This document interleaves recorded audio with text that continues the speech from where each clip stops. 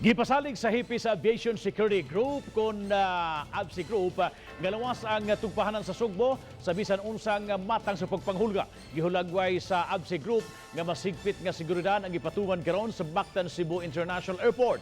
Mausab kini ang pasalig sa mga opisyal sa GMR Megawide Cebu Airport Corporation. Si Luan Mirondina sa report. Sa tigom ganihang buntag, uban sa ABSI Group ug mga opisyal sa Mactan Cebu International Airport ug GMR Megawide Cebu Airport Corporation, gituki ang sugyot nga tangtangon ang initial screening sa mga pasahero sa airport.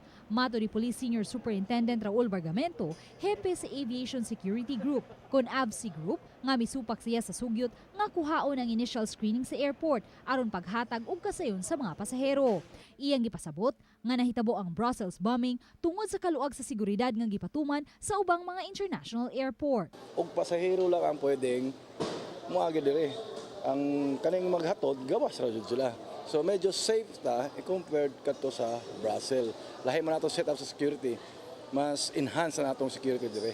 Samtang gipasalig ni Bargamento nga kanunay higpit ang seguridad nga ilang gipatuman. Wala usay gipatumang dugang seguridad ang ABSI Group tungod kay higpit ang seguridad nga ilan ang napatuman. Samtang gipahibaw usab ni Malu Mozo, Corporate Communications Junior Manager, nga nakahanay na ang seguridad sukad pa niadtong Enero. Sama sa ABSI Group, wala nay dugang seguridad nga ipatuman ang tagduma sa tugpahanan tungod kay ang tanang aspeto sa seguridad napatuman na. Atong Domingo tong presidential debate. So diri nangagi tanan mga staff at mga presidential candidate.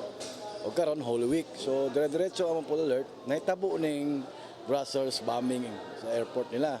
We are implementing their kanang Oplan Ligtas Biyahe, and they have an information desk at the arrivals area. So muna siyang somehow added kana security ko anato. Luan Mirondina, Balitang Bisda.